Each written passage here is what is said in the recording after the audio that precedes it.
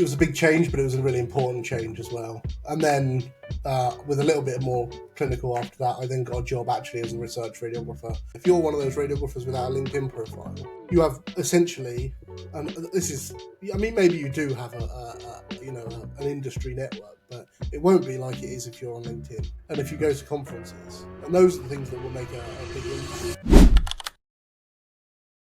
Hi everyone, and welcome back to the Skilled Personnel Network, and we're here with another episode of CrossRoADS. My name is Fodi Kyriakos and I'm here with my co-host Boz. Hiya, I'm Boz, reporting radiographer up in Manchester. Lovely. And today our guest, we have fellow radiographer to Boz, John Hoath. John, hi, and welcome to the podcast, mate. Hi, nice to be here. And just before we get started, John and I also met at this year's UKIO. Knew of John from a long while. You have got an incredibly varied career in radiography, John. There's very few things that I saw from your resume, just that you haven't done. So I'm looking forward to delving into that, mate. So we're going to go right back to the beginning, John. I'm really curious to know what made you become a radiographer. So I'll let you introduce yourself and then tell us how you become a radiographer, mate. Great. Hi. Yeah. So as I say, I'm John Hoath, and I was a radiographer. I don't know if I'm still calling myself a radiographer, so I should say I don't have HCPC registration. So don't look me up, because you won't find me, and that's okay. I live on the Isle of Wight, so that's a little bit of background. And I've got a young family, but yeah. So if we go back to the beginning, why did I become a radiographer? I guess it's actually I think it's a more interesting story than some of the others. I was living here on the island, and I was very ill with Crohn's disease, and I ended up having to have some pretty big surgery and bits and pieces, and I was spent a long time in hospital. And at the time, I was doing my A levels, and I was actually applying for UCAS to go to university, and I was applying to be an electronic engineer, which was always the path of my career that I thought I was going to take, because just had an affinity for like the subjects that you had to do. I didn't really give it much thought, actually. I remember looking back, I just thought that's what I was always going to do. Like, it was never in question. My brother was an engineer. I just never even considered the possibility of doing anything else. And then the time in the hospital, like, I was just opened my eyes to the fact that I wanted to do something different. I toyed with the concept of switching to a medical engineering degree, and then I was sat with a friend of mine called Ollie Hamilton, and he was at the same university as me, but he also went to school with me and college while I was doing my electronics degree. So I did end up doing that first year. And I was trying to figure out what to do, and he was studying physics, and he was clicking through our university's like online prospectus, and he found medical imaging, and that's how I ended up doing it. So I literally saw a degree in the School of Physics, and I turned up, went back, I emailed the university and said, can I switch to this? And I had a great conversation with somebody called Christine Heels, who's now a wonderful radiographer down in Plymouth, I think.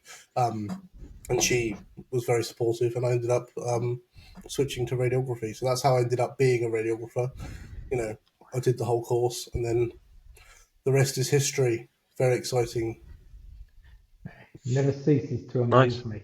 It's nice seeing it. It's nice seeing that I'm not the only one who kind of fell into the degree. Yeah.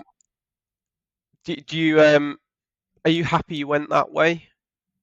Do you feel? I mean, because it sounded like you had your career path planned out. Do you feel that you made the right decision? I've spent a lot of my career very frustrated. So I think at times I've been very unhappy that I chose that path, and at other times I've been very pleased that I did. I think probably on balance now, from where I am standing right now, I love medical imaging. I love it. I'm not saying that radiography was the only way for me. There was medical physics or radiotherapy or lots of other ways of getting into it, or even medicine. But I'm glad that I'm in medical imaging. So let's say, I guess for that part, I'm very pleased that I did radiography. And I'm also really, really pleased that I did medical imaging at Exeter in the School of Physics, rather than some of the other places. Not saying they're bad, but for me that was the way I needed to do it. The right way. So you're kind of coming from the rather than going through the healthcare route, you're more the geeky side of it, for want of another. I think technical might be Technical. That's the word. That's the word. Yeah. yeah. Because um, because physics for me, I had to drag myself through that side of the degree I really struggled with. I So loved that bit. I loved it so so I much. came from literally the other side of it. It was more the healthcare, the that side rather than the physics. So it's interesting to see how everyone kind of comes and grabs that slightly different bit. That's I think that's one of the great things about radiography. It covers so many sub interests: technology, healthcare, physics. It's got an appeal to many, It's many absolutely, different yeah. people. I couldn't agree more. That is the beauty of it, really. That it is a mashing up of all the different pieces, because you can't have medical imaging and radiography without any one of those pieces. And you say you came from a healthcare background, and I mean, lots of the best radiographers do, I think. And actually, to be honest, often you make a more caring, better radiographer if you do come from that background. And I think that was probably my weakness, unfortunately, was the caring part. Um, I like to think I was very efficient, which is part of care, but not the only part, unfortunately. Yeah, but I think that's the balance. I think you need a bit of both. You need if you have over caring, if everyone in the department was over caring, it wouldn't work. And if everyone was the efficiency side and the technical side, it also wouldn't work. I think that's what makes a good department. A bit of Yeah, a bit of everyone. yeah, I think you're right. I think it's that flip side to the coin, and I did offer that flip side um, to the departments I worked in, especially in my first job. I think because a lot of sort of small district general hospitals have a lot of amazing radiographers working for them who never be on LinkedIn, never hear of them. They're just they maybe they're reporting radiographers, maybe they're not. Maybe they specialize in, I don't know, barium enemas or CT or whatever it is. Maybe they don't, but they spend their whole careers doing amazing work, outstanding work, and some of the best, as I say, some of the best radiography. But often those are the places where they are missing the technical, scientific people, because I don't know, it just doesn't. It's not as attractive, I guess. Um, yeah, and a lot of those people come through sort of now, I would assume, and I've had less to do with this, but the apprenticeship route and people who've started out as APs or HCAs Yeah. first, and then have gone on that way. So I guess that's, you know, one factor. But for me, it was absolutely the technical route. You know, I was interested because it was in the School of Physics, and because, you know, I still felt like I was going to do science. And a lot of the people who taught me back then as an undergrad were medical physicists and physicists rather Yep. than radiographers. And the reason for that is Exeter didn't have any other healthcare programs at all. There was no physiotherapy, dietetics, or Is that nursing or right? anything like that. It was just Oh, I radiography. didn't know that. That's interesting. I think Yeah. that's Because that, different now. yeah, it's very different now. Yeah, like things have changed a lot across, and obviously there are different universities who picked up the courses. But you know, we're talking. Well, I won't say how long ago because it might date me. But yeah, Yeah, I've just applied for it. our current apprentices are going through the apprenticeship course, but through Exeter. It's a long right. way to go, but it's the one we chose. Um, and there's definitely a kind of a more it's a more robust program now that with a lot more radiographer background. I don't know about the other healthcare courses. Yeah, it's Yeah, incredibly well yeah. I mean, respected. It's an incredibly well respected university for radiography. It has been for a long time. So carry on, John.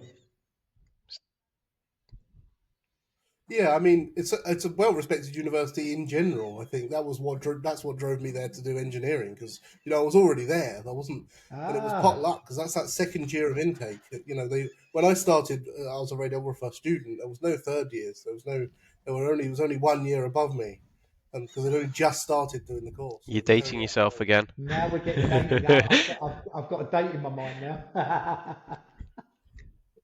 I think I started in 2005, so I was there from 2004, but I started in 2005. Oh, I know it's like to Coming fly from the and Isle of Wight, coming from the Isle of Wight, how where was your first job and how did you kind of choose that? Um, First job, Isle of Wight. I thought it might be. Oh yeah, not all that imaginative, but actually, I mean, I think it was. I had a girlfriend at university who was wonderful, and she qualified as a teacher. And actually, towards the end of my radiography degree, I was definitely considering going and doing a PGC and becoming a Oh, teacher instead. not for all the money in the world. I'm so glad I didn't. Both my parents were teachers, and she was obviously training. But I don't know. I'm so bad at committing. I guess in some ways that's maybe my. I just love to do it. I want to do everything, and that's why Yeah, I was like, I've done radiography for 3 years. Let's do something else. But obviously that wasn't the case. But she actually got a job here on the Isle of Wight first. She wasn't from here, but she got a job here, and I kind of was lucky enough to be able to get a similar one. But I don't know if this is still the case, but the retention here is challenging because people move here from elsewhere and then they find it's not for them. There's some level of isolation with the ferries, and it is a very different place to live compared to like just across the water in Hampshire, or obviously very different to London or one of the big cities. And so a lot of the people who come here, they'll stay for a couple of years and then they'll leave. So I think the superintendent at the time was very pleased to see an application with a local high school yeah. listed. Yeah, yeah. Hampshire is my home. My home. That's where I'm from. Where's that? Sorry. Hampshire, Oh right, okay. Yeah, originally. no, I spent a lot of time there. Actually, I went to college in Brockenhurst, so Okay. yeah, so I did spend a good time in Hampshire as well. I've been all over, really. Now I like to think. and I think, I Yeah, mean, just on that point there, John. I mean, I I'm already getting the feeling and call it a bit of a frequency thing that you were meant to find your way into medical imaging as you referred to it, because you started life in electrical engineering and have found your way into the digital technology, the digital aspect of radiography.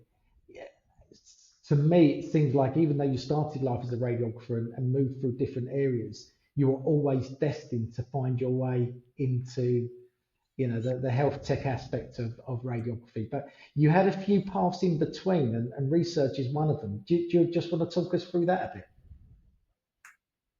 yeah. So actually, I was when I was working in the Isle of Wight, there was the opportunity came up.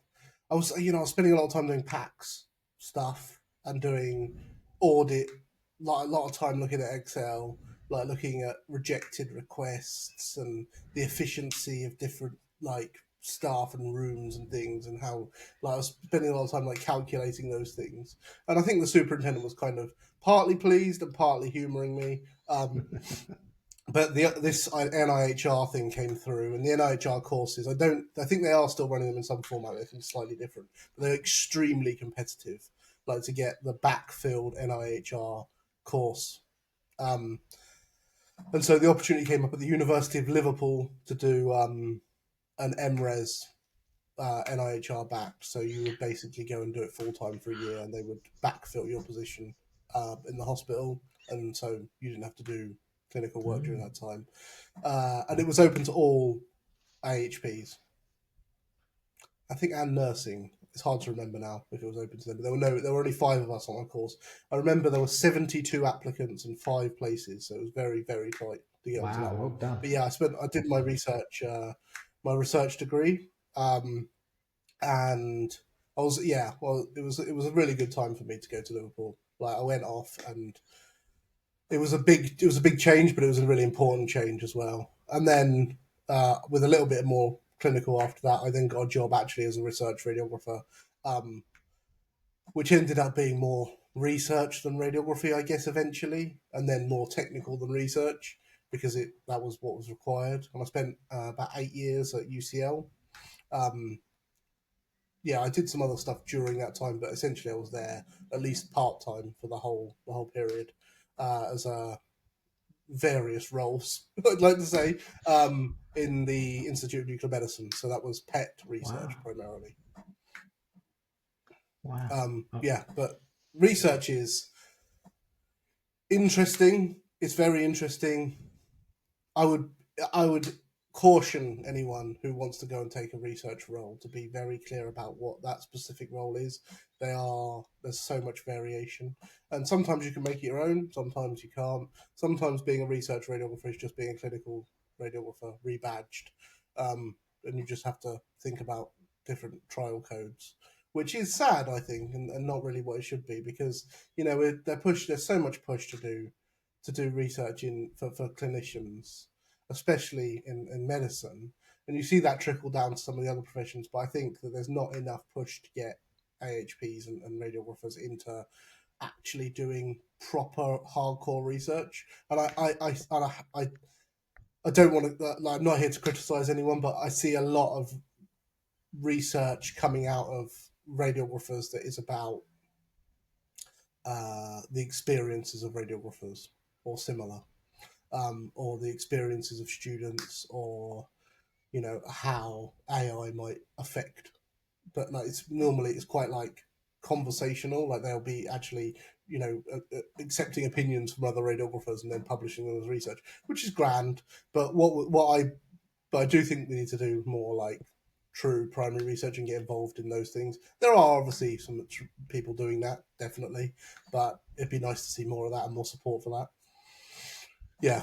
And I guess part of the problem, part of the reason for that, I think, is the segregation between the universities and the hospitals, because there are overlaps, but I spent some time as a lecturer, and the focus was very much on teaching, um, and not just for me, but for everyone in the department. And doing research meant really you were limited to what you could see in front of you, so you could research within the realm of what you could do. And what you were doing was teaching radiography. So there was no real scope to do clinical research, and that's what would have been great, I think, and I think should be pushed more. There should be more overlap, and like making availability of data sets and opening things up in that respect. It needs to be done more. Maybe it Collaboratively. is now. I've had a couple of years away from that. Maybe it is better, but it would be nice to see it even better, I think, still. Yeah, everyone's quite they want to keep their own data to themselves and publish it for themselves. Whereas if hospitals and universities worked more collaboratively, they do work collaboratively. Um, you know, because each university will have separate research interests. So if they've got the data that someone else could use for their special interests, it would be useful. I agree with that. Yeah, it's not just that though. Actually, I think it's also that once you go into the hospital, the doctor will take charge and say, "Well, I'm in charge of this data. I'm the radiologist. It's my research. You can sit here and you can help me. You can be my research assistant, but you're not in charge of this research. You're the radiographer. I'm the radiologist. It's my data." Yeah, I would say that is sometimes the case. Thankfully, the radiologists that we have at our trust are really like we've started doing AI and things, and it's being led by the the go-to people are a radiologist and a reporting radiographer. And they've incorporated us. I think that's a very I think it's with everything, not just research, but clinical advancement and advanced practices and things like that. It very much depends on the team and the ethos that you've got going on at the hospital. I've been lucky enough to work at hospitals where the radiologists are incredibly supportive of radiographers doing their own research or advancing their practice, things like that. But I do know I have friends and colleagues who have encountered what you're talking about, whereas you can do the button pushing or the data entry, but when it's published or when it's things, I'm taking the credit, and that's sad. That Yeah, and I mean, also in research, and I don't know if people's like, there's still a lot of I want to be an author on this paper because I work in the department and I'm very important. and like that still happens a lot. That's the reality of the situation. It still happens a lot, and I don't know that people are talking about it that much, like openly, but there's still a lot of that going on. Like I've seen things that people wouldn't be pleased that had happened in terms of like authorship and things, but it is still there, and we should try and fight that in research, definitely. And I think the profession part is a part of that, but also, like I remember talking to somebody and saying, why can't a radiographer be the professor of nuclear medicine? Why couldn't they be? And then, why can't a nuclear medicine technologist be that, or a medical physicist? Why is it always a radiologist? And there wasn't really an answer. It was more just because they're in charge. Yeah. Which is, I mean, and I'm not saying it should or shouldn't be that way, but we should be open to that conversation. And I remember there was a huge uproar about, a radiographer becoming the head of school for a radiology school at one point. I don't know if you remember that. Oh, I A do few years remember back. that. Oh, yeah, I can remember Yeah. that one. Definitely. um, That caused all sorts of stirs, that one, John. I remember that distinctly, and I could remember where and I can remember who, but we won't go into that one in the conversation. But no, definitely, and I mean, it pushed boundaries, that's for sure.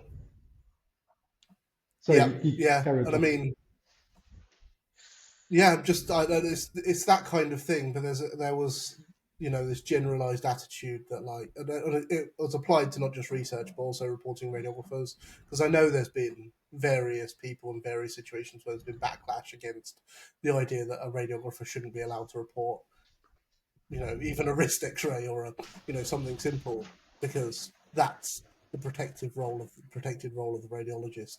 And I mean,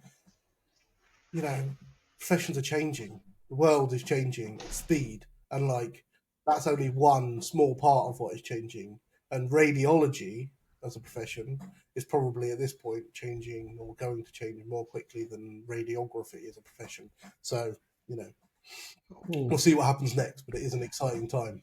Do you know, I think that's a really good place to start. I mean, you're in good company with when it comes to discussing radiography reporting and pushing boundaries, that's for sure. But I was just to quickly top off the research point, and Boz, if you got anything on that side as well. But what I was going to say is I would definitely like to see more radiographers pushing primary investigation, being primary investigators of research. I've got a very good friend of mine at the Institute of Neurology who's the research lead there, and and I think of all the allied health professions, we're one of the best placed because of the aspect of imaging, particularly in things like clinical trials. So, one to shout out to radiographers thinking about getting into research. There's definitely opportunity. We just need to see who's out there and try and make more of them. Yeah, yeah, I can see that. I mean, there are some radiographers who are primary investigators and doing some really good stuff, but there is, there's still work to be done, in my opinion. Not enough. Not enough But of them. I spent that time in research, and I'm glad that I did, because it's what extended my career. Really, it's what allowed me to stretch my legs more. Um, but I never, I did, co-author or author a few papers and talks and things. Um, but it's what got me into the technical bit, because it was actually that bit that was missing from the department. So like there was no infrastructure for storing and managing data properly, and so that's the bit I picked up. Perfect place to kind of go on to your crossroads where you've crossed over that from. So what is your current role now, and how did you decide to kind of leave the clinical or teaching research, the radiography side, and go on to where you are now? So I'm actually between roles at the moment. So I'm not actually haven't got a role right now. But my most recent job was solution architect at Biotronics 3D, or OpenRad, Wow. um, which is a PACS company primarily. Um, And but that wasn't the first role I'd had in industry. So when I hit that crossroads, and I think this was not my first one. I think this might have been like my fourth one. I think I probably had one when I was doing education, one when I was doing my research degree, and one when I finished my undergrad degree. I'm sure that there are radiographers who are more sure about what they want to do, but I'm not one of them. Keeping your options open. Yeah, and I mean, but that's the thing. It's like, I mean, I will answer your question in a sec, but I guess the thing is that a lot of I spoke to a lot of the undergrad students that I had, and they were fixated on being a radiographer, and you should be at that point, obviously, ideally. But I always used to say, you don't. That's not the only thing you can do here. Like, this is not like you're not going to be a radiographer. You're training. You're getting a degree, not a qualification, not a certificate to say you can. The HCPC registration is a side part of what you're getting here. The main thing you're getting here is a degree. Like, that's the main part. And so your degree needs to be a varied, wide-reaching, like, base in which you can move forward with your life. You're going to refer to the fact that you have a degree forever, Yeah. more than likely. Like, and my wife works in affiliate marketing and has a history of art degree. So, and if you go and look at other people who work in very highbrow, complex jobs and sort of both in terms of level and variation, they often have degrees that have nothing at all to do. But if you look at medical imaging, they're almost all radiographers still. But I guess that's the point. Is like, don't look at your degree as just a way of becoming a radiographer, because and anyone who's doing that, I would encourage them almost not to do a degree in radiography, because that's not necessarily the people we need. We need people who are aware that it's bigger than that, because there's a lot more you can do. And I guess, yeah, so in answer to your question is, I spent that time doing technical work, and I was installing servers and bits and pieces. And I remember, like, there wasn't even a server rack. So I had to build the rack before I could populate it with the servers, before I could hypervise them, before I could install them. And then we was installing a server, just like an edge device, like a very lightweight one for HeartFlow, which is a computer-aided diagnostics company out of the US who do computational flow dynamics for various cardiac issues, if you check it out now. But they're extremely successful. And they were looking for a solution engineer, which was the first job that I got outside of, well, maybe not the first job I got outside of radiography, because that was my first industry job, shall we say, yeah. And there was a guy called Vishal Prithapur who I spoke to on the phone, and he was very excited about me coming across. So he was really helpful. And he supported me in getting in that role, and that was really helpful. So he wasn't a radiographer.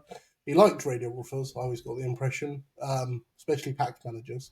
But he helped me out there, and that was my first job, because I guess I'd at that point picked up enough about the technical pieces and had enough exposure to senior people in the hospital and in research that I kind of got what was required for that job. But yeah, that's how I made that decision. But yeah, going back, like, to anyone who is an undergrad, remember that the bits you're learning that aren't clinical necessarily are really important too. I remember at City University, that's where I was a lecturer, City University of London. I revamped the digital imaging module for the first year, I think it was, and there was I remember teaching them about data sizes and compression and different types of compression algorithm, and different data speeds for different connectivity types. And they were sort of like, why? And I was like, what do you think happens to images after you take them? You've got to know. Like, Yeah. some they went from being a patient, you zapped them, and then there were suddenly images on a screen somewhere in another building. That's got to be important, hasn't it? And I said to them, look, I know this. I'm a radiographer, so you get to know this. Yeah. You have no choice. Yeah. But that I was think great. It was a great module to build. That it was so much fun. I Like think putting. that's a very important point for teaching the radiographers coming through. It's the whys and what happens. Like the difference between a radiographer and an X-ray tech is that type of knowledge. You know, Absolutely. I could teach probably my 12-year-old how to position for for a wrist X-ray, but it's the anatomy, the physiology, the what's actually happening, the physics of taking the X-ray. It's that that sets us apart as that's why you're a professional. That's why you're being paid and you're registered. It's the little things around the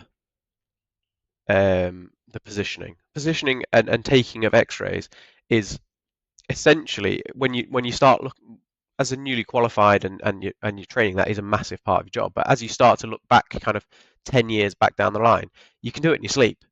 Yeah. It's the when someone asks you a question about why you're doing what you're doing and how it works and the fact that you can answer those questions, that's what makes us a professional. And Yeah. Absolutely. I think the Like if teaching, it appears and it doesn't look how you expect it to look for a technical reason, you should be able to at least on some level diagnose that technical reason. It yeah, shouldn't be. It shouldn't be like call a physicist or call the vendor. It should be, you know, like I have a good idea why there's all these white lines down this image, like or like why is the contrast so high when there's no reason for that. Those things should be at some level answerable by a radiographer, and they should be the first line for that, not turning immediately to somebody to outsource it. But I guess then you come up against another problem, which is, of course, that the vendors lock down all their solutions, and so yeah, and it's if you go back, to film radiography, which I did have some exposure to. This little pun oh, nice pun. there. Yeah. um, if you go back to that, then the radiographers had much more to do with that kind of level because they had to because Yeah, you know, it was every image was to do. You had that input on how it got processed and what happened to it next. How it got stored was down to the radiographer in lots of ways. Yeah, there were people managing film libraries, but like if you didn't look after your data properly, then they were literally cataloging data. That yeah, it almost seems like it was an irrelevance to the job, but all those stickers lined up, that was effectively a database system.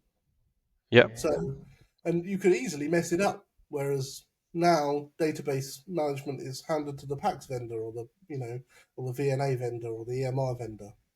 But you know what's Yeah, interesting for me, John, about that, about the what you mentioned about the vendors and the way they work is you you guys might not be surprised, but some people in the profession may be surprised at how many radiographers are working for these vendors. And this is why episodes like this is so important because it's okay to have 4 or 5 crossroad moments in your careers because it happens and you may not always find immediately that sweet spot and you, so for me, it really is good to highlight that you actually had these moments in your career and you reached a point where you went into industry while still flying the flag because I don't know many other allied health professions. I don't know many other healthcare professions actually that's got this much variety as what radiography has and the fact that you can actually go into industry and still maintain like a medical imaging hat is incredible really. I'm really curious to know, John, how did you find that transition from going. So if you're explaining it to other radiographers now who might be sort of thinking about their career crossroads, we want to keep these people uh, in the profession. If at some point they think they maybe want something over and above clinical. So I'm just curious to sort of maybe if you don't mind sharing how you found that transition moving into industry. I think quite jarring in some ways. Like I'd spent a lot of time doing things that weren't day-to-day radiography already at UCL. I was spending a lot of time. I like managed the website, and I would as I say, manage servers and things. I did very few scans by the end, and it would be a complete fallacy to pretend that I was there, in a PET CT scanner or a PET MRI scanner every day, or even once a week. It was less than that. So I guess that took away some of the change, but I think the things that you need to be mindful of are, one, the private sector, especially a lot of the tech startups, are highly volatile. It's not like it's so different to the NHS or even a university where, you know, people are always going to get sick. There's always going to be a significant portion of people employed in some format in a hospital. I mean, and you could argue about radiologists and AI and all those things, but people will be there somehow forever, probably, or for as long as matters. Yeah. But that is not true in tech. Like, a company can disappear, or be bought. VC funding is wild. If you go and watch Silicon Valley, it's not that far from the truth. Maybe, I don't know. But also, it's a good show, so go and watch it. But yeah, I mean, like, that's one thing. The other thing is, I switched to fully remote. I guess COVID helped with that, because it was kind of during COVID that I made that change. So I was already at home a lot. But yeah, you need to become familiar with a lot of different conceptual systems as well. If you're going to move into tech, like, people are going to talk to you about CRM systems. People are going to talk to you about, product and what it means. People are going to talk to you about agile and what that means, and expect you to just know like that, because that's like just knowing what the risk is. Like, if you go and talk to somebody who doesn't work in radiology, even if you go and talk to somebody who's not that far away, like, I don't know, like a dietitian, and you say the risks, they will have no idea what you're talking about, which is something in of itself. But you have to bear in mind, these people have, this industry has its own whole its own dictionary, and also that this is not like radiography, where radiography and radiology and medical imaging, the greater industry, is it knows itself really well, but it's quite small. Whereas technology, a lot of the people you're going to work with, they've never worked in medical imaging. The developers won't have worked in medical imaging. The CEO may have not worked in medical imaging. Like, these are people who have come in or are working in those companies because they're good at professional management, because they are good developers, because they are good product managers, because they're good architects, because, and most of the people you're going to work with, I know there are a lot of radiographers working in these companies, and a lot of, ex-radiologists or similar, but it won't be mainly that. It will be mainly other people. So, that's one thing to consider. And I did like making the change in lots of ways. It was nice to go and work for a company that felt like modern, I suppose. And, I'd largely worked in the NHS, and yes, I'd worked for City University of London and UCL. But in a way, those roles were quite anchored to the NHS, and I spent a lot of time in hospital. I mean, I've still worked at UCLH, even working at UCL, in those hospitals. So you're spending a lot of time in the NHS still, and the NHS is very different to those things. I don't know how it would be working in somewhere like a local council or, another public sector body, but from what I've heard, it's, more like the NHS. So do expect a change there. Maybe if you go and work for a huge behemoth like Siemens or GE, then it's a bit different. But that's not been something that I've done, so I can't comment on that.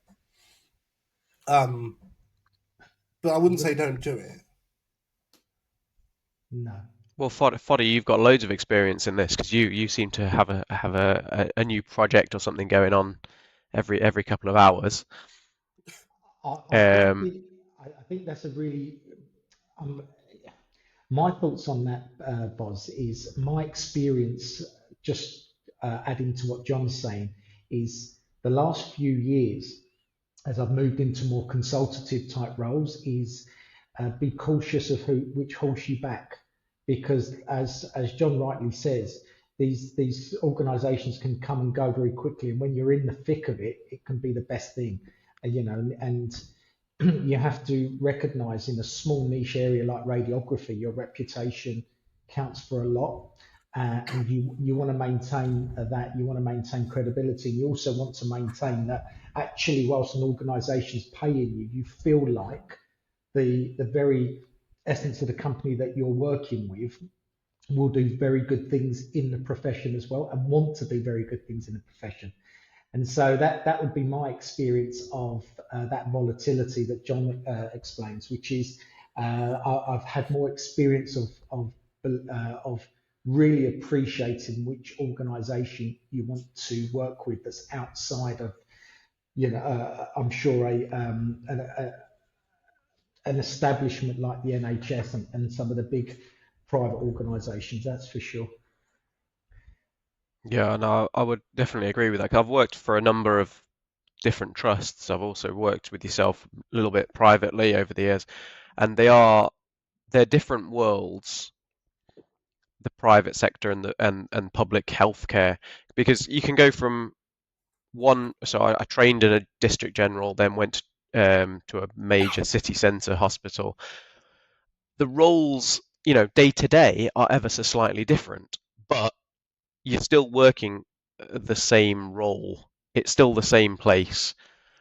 But then the challenges when I started working privately are just things that you don't even think about, because you're doing in NHS, you're going in, let's say no one's 9 to 5, but you go in 9 to 5 and you do your job, you leave. Whereas private or industry, things like that, it's not necessarily a 9 to 5. You could get an email at 10 o'clock that you need to deal with. Whereas in your radiographer role, once your shift ends, you switch off until you go back in again. And I think those type of things people don't think about, and definitely aren't for everyone. People, I've had colleagues who are, 25 years qualified, still just doing their basic shifts, not picking up any extras, not specializing, and that's what they wanted. They wanted to know that they could go in, switch on when they walk through the door, switch off when they walk out the door. And people thinking of going into different sectors need to realize that that really isn't reality when you're in a fast-paced world of industry, especially digital subject, where the change is constant. Yeah, exactly. Yeah, I'd agree with that. I'd agree with that a lot. You install Microsoft Teams on your phone, you install Microsoft Outlook on your phone, and you think, okay, people can message me and they can email me. But then you might also install the CRM app on your phone, and then you might also install the local app for your company on your phone. You might install SharePoint, and then before you know it, you've got a whole page of apps to do with your work, and you're basically online all the time. And I've experienced that, and I wouldn't advise doing it. It's hard to sometimes not do it, like, because you're trying to be the best and do the best thing, especially if you're working for a small company where you are. Like, I was incredibly devoted to the success of my last business I worked for, like so devoted, like really believed in the product. Like, a lot of the people there were really great, and I really wanted success. And so, and I got made redundant from Heartflow because they downsized their operation in the EU and the UK. So, Yeah. like, I come from a place where there wasn't enough to do, because let's be honest, that was the reason they didn't need me, is because there was no work at the end. Like, so, and I can't think of a fairer reason to make anyone redundant, to be honest. There's nothing for you to do, so we're going to have to get rid of you. Yeah. That's Honestly, I that, was that functionally redundant before I was literally redundant. that's a very interesting. That's a very because redundancy, if you're working in the NHS, does not exist. Not really. Mars, isn't it? Mars, the mutually agreed redundancy scheme. Yeah, and that's because you've been working for 35 years, you've gone down to, 3 hours a week, let's give it a rest now. But Yeah. things like industry, like you've both been saying, these companies come and go. They come and go, their needs come and go, their objectives completely change, and you are now superfluous. We don't need you because we're going down a completely different route. You know, Yeah. and that is you have even if you're in a massive company that is not going to go and be bought by someone or go into administration, whatever, you still need to have that at the back of your mind. What if? Whereas if you work for the NHS, it's you're working and you're going to work until you drop. And I think that's a mindset that I don't think is for everyone. I really don't. Correct.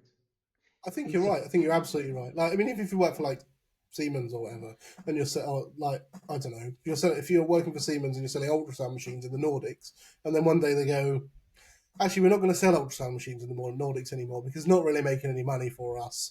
Our competitors have the market sewn up. It's not worth the outlay. Then suddenly there's no reason for you because your job was exclusively selling ultrasound machines in the Nordics. Do you know what I mean? So like, and that can happen, I think. So I guess, and you see, I mean, even the huge tech companies. I mean, Intel have had a big round of layoffs recently, quite well publicised that, and Amazon. I mean, and famously, I guess Elon Musk and his Twitter, questionable round of layoffs. yeah. Yeah. I still want to call it So. Twitter. I don't like calling it X.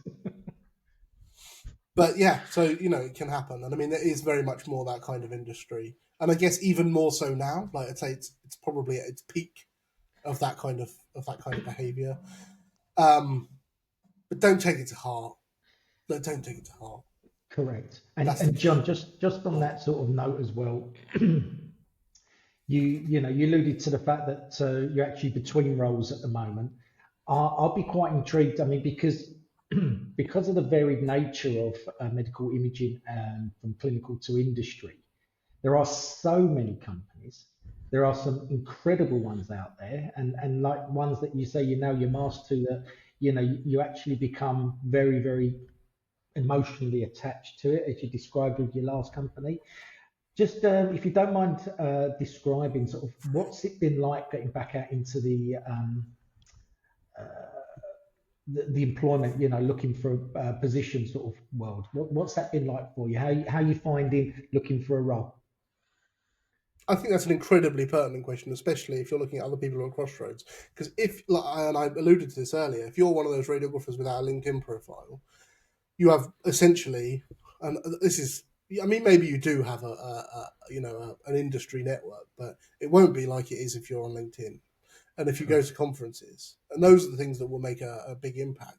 And I guess this time around for me, I have a much more extended network, and I've had a few people who've really gone above and beyond to try and help me, find the right role this time around. And I guess that's the thing. That's how. And to be honest, there have been a few jobs that I've applied for that have been interesting that I've seen open applications for, from various companies. But I think they just shut you down. I don't, and I think, to be honest, even those roles are probably recruiter focused, and that's where they're picking up um, their main choice applicants from. So one is find recruiters, very important for me. That's been really helpful, and I mean, uh, the role at Heartflow actually was picked up by. Sorry, no, the role at Biotronics was picked up by a recruiter, so who's really good, called Jay, and so I guess that's one thing as recruiters, and two is your network. Those people will support you, and also when you're working in the company, it pays to be nice to your customers, your partners, and your suppliers. And I'm, and I know there's being nice to, and then there's, doesn't pay to stonewall someone, to cut them off, stop emailing them, just because you don't want to buy their product anymore. It doesn't pay because the people are aware that that will happen. like, and it's okay to just say I'm sorry, but it's just not going that way now. And so, when you meet people, like, bear that in mind. Bear that in mind that this is your entire network, and this is not a huge industry, and the tech part of it is even smaller. Like, yeah. It's not So what you know, it's who you know. to some extent, and it's sad in a way, because I'm sure there are lots of people out there who are not getting the right role because they don't know the right people. But if like, reach out, and I guess that's part of what the skilled personnel network's about. Like, it's there, and like, there's a lot of friendly people in the industry who are, like, trying to actually, they're actually friends with each other. That's the strange thing. Is I know people who almost all their friends now work in different companies and are all spread across the place, but their friends have come from, not, in the same way that you, maybe as a radiographer, your best friend is maybe that person that you qualified with that first year you came out of university, or like, and you've got still a close knit group of friends from work. Work becomes a bigger pool. It's not just people who are in your company. It's now people who are not in your company, but Yeah. maybe they were, maybe they weren't. But you can work more with somebody who's a project manager in a different company than you do with somebody who's, supposedly sat next to you in some ways. John, thank you for mentioning the skilled personnel network, actually, because it's largely why I wanted to develop it, because radiographers are often the worst at shouting loud about what they do, and they do need support. And I mean, look at our conversation from a couple of weeks ago where we spoke, straight away you mentioned, did I know Will, as in Will Cox? And, I reached out to Will after our conversation, and we're going to catch up in December. And, it's nice to do it. And why wouldn't we do it? And why shouldn't we help each other? Because if the ecosystem does what it's supposed to do, then the eventuality is that help will come back to you. If you help enough people, eventually, and look, you know what, we just have to get better and more wise and experienced at how we use our time, because as we get older, and I'm older than you both, but as we get older, you become a lot more uh, acutely aware of your time and how quick a week goes and stuff like that. And particularly when you lose loved ones that are in the same decade as you, as I did with my dad. So, you actually become a lot more aware of who and what you spend your time with. But that doesn't mean that you still don't help people. And listen, if it doesn't come back, then hey, do you know what? Don't become don't become sort of too sort of cold that you won't help other people. Just become better at how you use your time, and that's a big bit of advice that I like to give people, because you do remember how people make you feel, and so that, again, as you sit there in industry and be conscious of this point, because when it comes to you looking for a new role. And what I'm pleased from our conversation, John, is that actually you're in a position, yes, where you're having discussions, and that's the thing about being a radiographer moving into industry. By and large, you will have options, and it's about how you then, whether you decide you want to go back into clinical or actually stay in industry. There's going to be options for you, right? That's what it's just about making the right next move, which was going to be one of my next questions. Nice segue from me to you, John, which is, what do you still feel you want to, from everything you've seen in medical imaging, let's say, and I hope, because of your passion for medical imaging, that you want to stay in it, particularly on the tech side. What do you see you still left to achieve? I mean, well, those are different questions. There's a lot left to achieve. Probably, I'm not the. I can't. I'm not here to do this alone. To be honest, it would be a privilege to be part of it. But I think for me, like, one thing to say is I'm not, like I mentioned at the beginning, an HCPC registered radiographer anymore. So I did drop the ability to go back into clinical. But I did send a message the other day to one of my ex-colleagues and say I'm thinking about maybe doing some AP shifts so I can get my competency back. And she said, "Oh, actually, I'm the superintendent now." So that's quite convenient. Yeah, but she's really great as well. So the your So the thing that there's a main, like, I could talk about this for hours. This is literally the main thing that I want to talk about in my whole life, in some ways, except for my family. Um, Quick mention.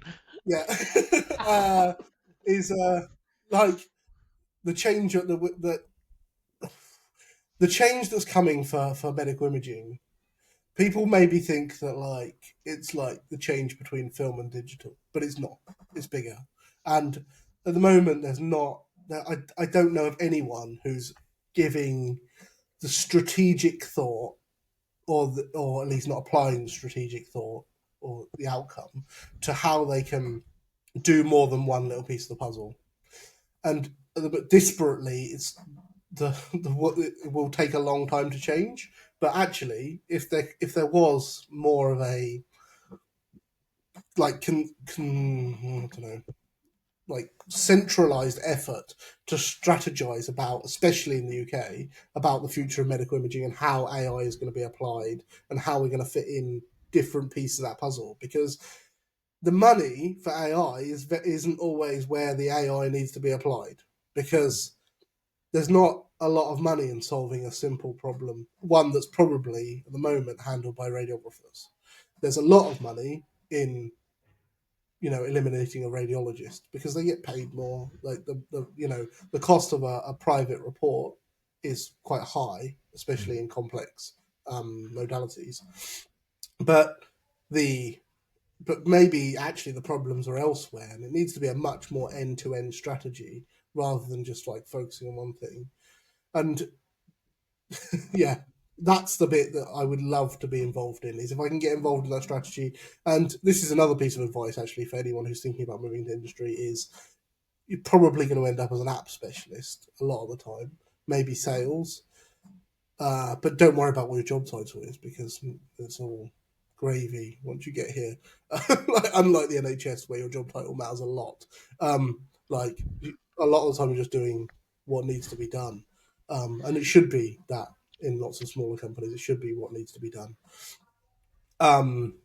Yeah, so I would say that bigger picture needs to be taken really seriously, and you'll see companies touting.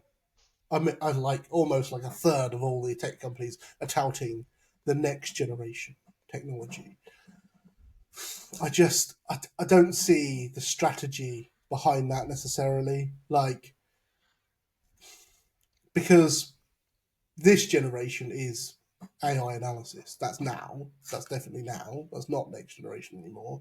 Like, next generation is putting pieces together to make something much bigger. And if you're like, oh, Nope, we've lost Buzz. if you're not, if you're looking at 1 or 5 or 10 or You 15 lost me for a second problems there. Sorry. solved with AI, then great. But what about, or if you've got an intelligent decision engine about who's going to report what, does it use AI? Does it use AI? Have you like analyzed the perform? How do you analyze the performance of radiologists? How do you decide this radiologist knows more about this than this and will be quicker? Like, how are you evaluating accuracy? Like, are you using your results from peer review and audit to inform an AI about how efficient somebody is at a certain thing? Are you escalating data? Are you working like cross boundaries? Are you making the best use of teleradiology? Are you outsourcing, not just because like, oh, we've got too many of this, or the waiting list is long for this, but are you outsourcing because you don't have the skills in house, or are you outsourcing your peer review because that that company provides a service that means that you can improve the clinical outcomes? There's probably not necessarily a huge amount of money in that right now, but whoever cracks some of those questions wide open and puts them together and sees it more as a big picture,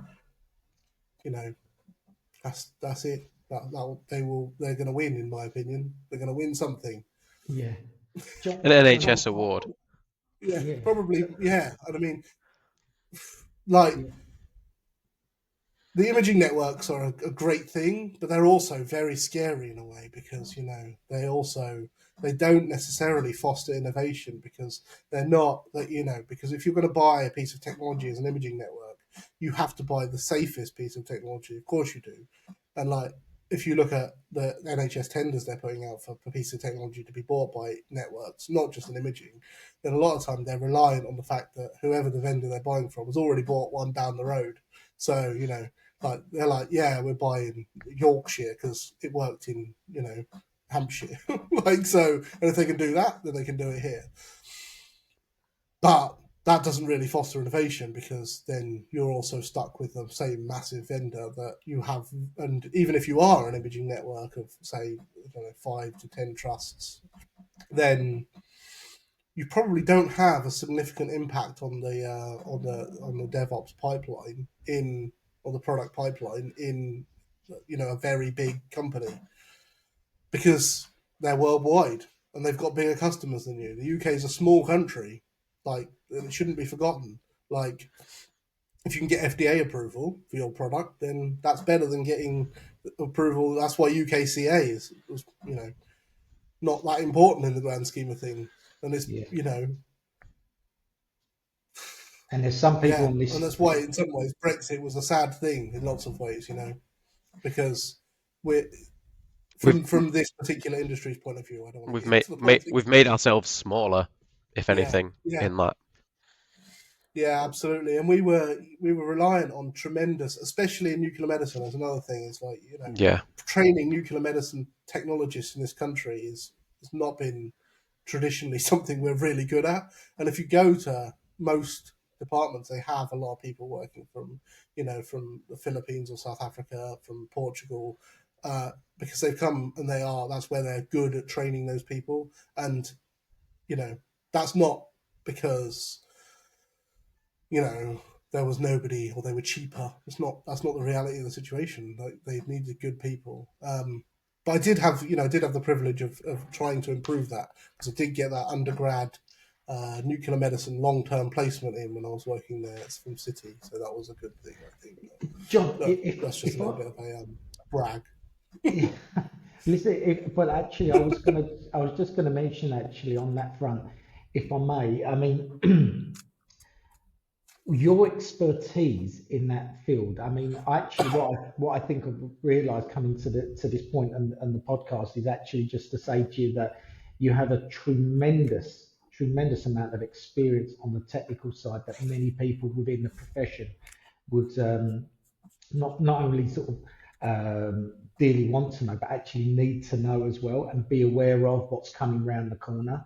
So, if I may, I'm going to plug the and volunteer you for a potential workshop or webinar to actually discuss some of these things on the network. Because for me, I'd say that these sort of things we do need to make radiographers aware. I do think in our years to come, we're going to probably start to attract different people to the profession because of the technical aspect of it and the way AI is developing. So, you know, I think we shouldn't shy away from that. That doesn't mean that we are going to be moving away from clinical care and of our, you know, patients or whatever, but it just means that actually we may be attracting various different people. I could, like you said, do this for hours. I would very much ask if you don't mind keeping in touch with us on the network, and when you've got your new role, I'd like to bring you back on again, mate, and maybe what we can do is do something very much specific around the technical aspect. But if there's anything else you want to add, please, John, let us know. This is your platform, this is your forum for it. I think I'm okay. I mean, I'm very happy to have been here, and it is very interesting. There's a lot of there's so much to talk about, like, because, you know, I've only touched on it. Like, what about you know, remote operation? Yeah. That's like a whole thing in of itself. Like you say, like, it's gonna not, like, you're probably not going to drop the clinical aspect for radiographers, but I think there will be a bit of a dip. I think, you know, you'll see the assistant practitioner role come up more. There's so much stuff, like, and there's, you know, the HCPC have got to play a part in all this as well, and like, it's easy to overlook. There's so many different pieces all coming together.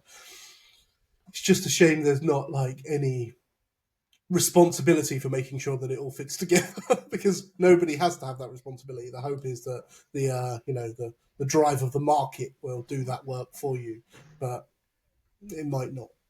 or it might take longer if you wait for that, Yeah. because cash doesn't always come. And you know, I don't know. Do the VCs know what they're doing? Maybe, but not always. Like, so it's But they're not complicated stuff always. because they hold a lot of the reins of what's going to get developed next.